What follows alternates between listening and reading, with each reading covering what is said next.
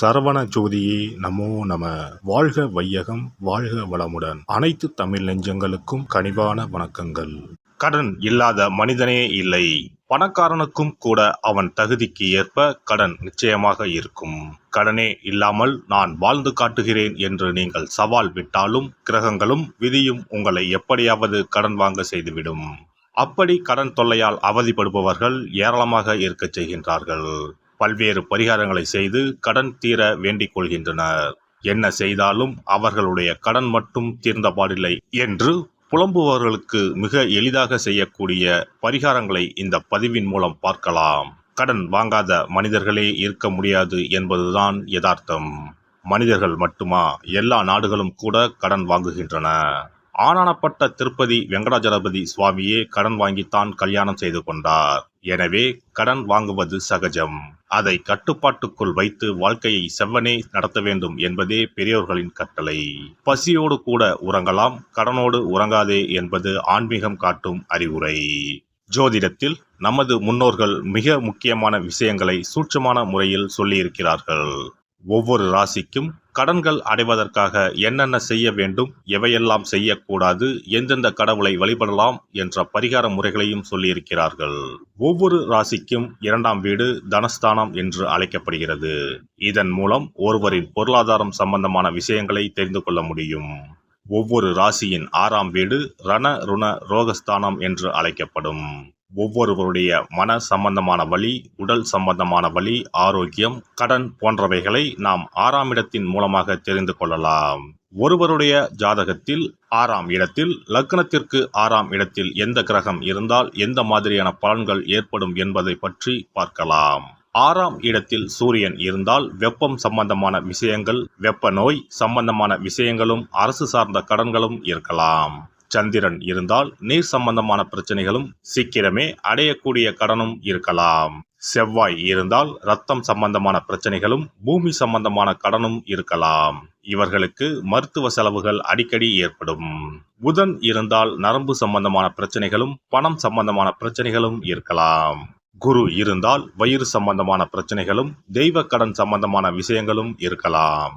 சுக்கிரன் இருந்தால் மறைவிடங்களில் பிரச்சனைகளும், கொடுக்கல் வாங்கலில் சில சிரமங்களும் இருக்கலாம். சனி இருந்தால் முழங்கால், முழங்கை, இடுப்பு சம்பந்தமான இடங்களில் பிரச்சனைகளும், பூமி சம்பந்தமான இடங்களில் பிரச்சனைகளும் இருக்கலாம். ராகு இருந்தால் முகம் சம்பந்தமான பிரச்சனைகளும், பூர்வீக வழியில் சொத்துக்கள் பிரச்சனைகளும் இருக்கலாம். கேது இருந்தால் ஞாபக மறதி சம்பந்தமான விஷயங்களில் சிறிது இரக்கங்களும், கையிருப்பு சம்பந்தமான பிரச்சனைகளும் ஏற்படும். இனி உங்கள் ராசிக்கான கடன் தொல்லை நீக்கும் வழிபாடுகள் என்ன, ஆன்மீகம் காட்டும் பரிகாரங்கள் என்னென்ன, செல்ல வேண்டிய ஸ்தலம் என்ன என்பதனை பற்றி காண்போம். உங்கள் வாழ்வில் கடன் அடைந்து வளமும் நலமும் செல்வ செழிப்பும் பெற்று வாழ்வில் உயரிய நிலையை அடைய எல்லாம் வல்ல எம்பெருமானை வேண்டி விரும்பி கேட்டுக்கொள்கிறேன். மேசராசி. இவர்கள் சரராசியில் பிறந்தவர்கள். பிடிவாத குணம் அதிகம் உடையவர்களாகவும் எடுத்த முடிவை யாருக்காகவும் மாற்றிக்கொள்ள மாட்டார்கள். மனதில் ஒன்று வைத்துக்கொண்டு வெளியில் வேறு பேசத் தெரியாதவர்கள். மனதில் தோன்றுவதை உடனே சொல்லக்கூடியவர்களாக இருப்பார்கள். இரத்த சம்பந்தமான உறவுகளுக்கு அதிக முக்கியத்துவம் தருபவர்களாகவும் இவர்கள் இருப்பார்கள். உணவின் சுவைக்கு அதிக முக்கியத்துவம் தருவார்கள். தனிமையை விரும்புவார்கள். அடுத்தவர்கள் தன்னை பாராட்ட வேண்டும் என நினைப்பவர்கள் இவர்கள். பேசும் பேச்சில் கவர்ச்சி அதிகம் இருக்கும். மனதில் தைரியம் அதிகம் உள்ளவர்கள். இவர்கள் செவ்வாயின் ஆதிக்கத்தில் பிறந்ததனால் இவர்களுக்கு சொந்தமாக வீடு, மனை, வாகனம், பூமி உண்டு. மேசராசிக்காரர்களுக்கு தனஸ்தானமாக ரிஷபமும், ரணருண ரோகஸ்தானமாக கன்னியும் வருகிறது. எதிரிகளை மன வலிமையாலும் உடல் வலிமையாலும் துவம்சம் செய்யக்கூடிய அளவிற்கு இவர்களுக்கு வலிமை உண்டு. இவர்கள் வளர்ப்பிறையில் வியாழன் சனிக்கிழமைகளிலும், தேய்பிறையில் செவ்வாயிலும் கடன் கொடுக்கவோ வாங்குவதையோ தவிர்ப்பது நன்மை தரும்.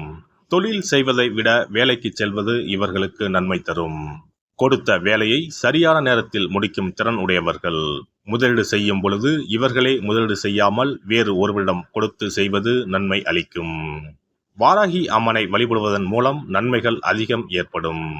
கடன் அடைக்கும் போது கிழக்கு அல்லது தெற்கு நோக்கி கடனை அடைப்பது நன்மை தரும். ஞாயிறு, செவ்வாய், வியாழன் ஆகிய கிழமைகளில் கடனை அடைப்பதை தொடங்கினால் சீக்கிரம் கடன் அடையும். புதன் ஹோரையில் கடன்களை அடைப்பது இவர்களுக்கு நன்மையை கொடுக்கும்.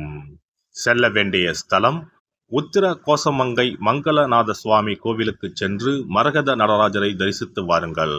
இத்தலம் ராமநாதபுரம் மாவட்டத்தில் இருந்து 10 கிலோமீட்டர் முன்பாகவே வலதுபுறமாக பிரிந்து செல்லும் தூத்துக்குடி திருச்செந்தூர் சாலையில் சென்று இவ்வூரை அடையலாம். பரிகாரம்: தயிரை கொண்டு ஏதேனும் மஞ்சள் நிற இனிப்பு பண்டம் தயார் செய்து ஒவ்வொரு வெள்ளியும் மாலை வேளையில் பசுவுக்கு கொடுத்து வர கடன்கள் நீங்கி வளம் பெறலாம். சிறப்பு வழிபாடு: குலதெய்வ வழிபாடு குறைகளை தீர்க்கும். முந்தைய வினைகளின் காரணமாக உண்டான கடன் தொல்லைகளிலிருந்து மீள குலதெய்வ வழிபாடு உங்களுக்கு துணை செய்யும். 3 பௌர்ணமிகள் தொடர்ந்து குலதெய்வ வழிபாடு செய்து வந்தால் கடன் தொல்லை படிப்படியாக குறையும். ஆண்டுக்கு ஒரு முறையாவது கட்டாயம் குலதெய்வ கோவிலுக்கு சென்று வர வேண்டும். குலதெய்வ கோவில் தூரமாக இருப்பவர்கள் அல்லது குலதெய்வமே தெரியாதவர்கள் 5 முக விளக்கு வைத்து நெய்யிட்டு தீபமேற்றி முடிந்த அளவு படையலிட்டு வழிபட வேண்டும். இப்படி 9 பௌர்ணமிகள் வழிபட்டு வந்தால் கட்டாயம் கடன்கள் அடைபடும். அது மட்டுமின்றி வரவேண்டிய கடன் பாக்கி இருந்தாலும் வசூலாகும். சங்கடங்கள் தீர்க்கும் சக்கரத்தாழ்வார் வழிபாடு: சனி மற்றும் புதன்கிழமைகளில் பெருமாள் கோவிலுக்கு சென்று அங்குள்ள சக்கரத்தாழ்வாரை தரிசித்து மனமுருகி வேண்டுங்கள்.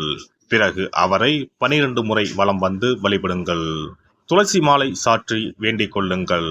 நிச்சயம் கடனால் உண்டான சங்கடங்கள் நீங்கும். கோமாதா வழிபாடு குறைகளை தீர்க்கும். செல்வத்தின் அம்சமான கோமாதாவின் வழிபாடு உங்களை நிச்சயம் காக்கும். காலையில் விழித்ததும் பசுமாட்டை காண்பது தீர்வு கொடுக்கும். மேலும் ஒரு முறையாவது பசுவுக்கு கீரையும் பழமும் கொடுப்பது நல்லது. திருமகள் உரையும் பசுவின் பின்புறத்தை தொட்டு வணங்குவதும் செல்வம் சேர வழி தரும்.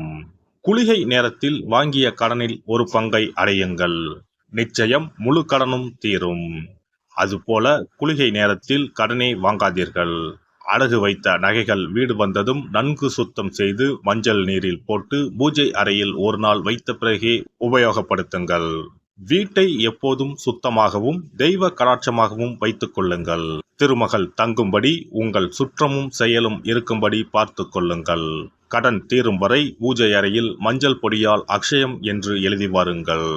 தோரண கணபதியை அன்றாடம் விளக்கேற்றி வழிபடுங்கள். சதுர்த்தி நாட்களில் நைவேத்தியம் சமர்ப்பித்து வழிபடுங்கள். நிச்சயம் கடன் தீரும். ருண விமோசன பைரவர் வழிபாடு கட்டாயமாக உங்களின் எல்லா கடன்களையும் தீர்க்க உதவும். அதுபோல பிரதோஷ வழிபாடு நிச்சயம் எத்தனை பெரிய கடன்களையும் படிப்படியாக தீர்க்க உதவும். அதுபோல பஞ்சமி தினத்தில் அம்பிகையை எண்ணி விளக்கேற்றி வழிபட்டால் கடன் பிரச்சனைகள் தீரும். வெண்கலம் அல்லது பித்தளை விளக்கு வாங்கி வசதியில்லாத சிவாலயத்துக்கு தானம் கொடுக்கலாம்.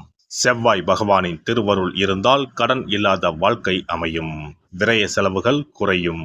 எனவே செவ்வாய் தோறும் செவ்வாயின் அதிபதியான முருகப்பெருமானை வணங்கி வேண்டலாம். சஷ்டி கவசம் பாடி சஷ்டி விரதம் இருப்பதும் கடன் சுமைகளை அறவே ஒழித்துவிடும்.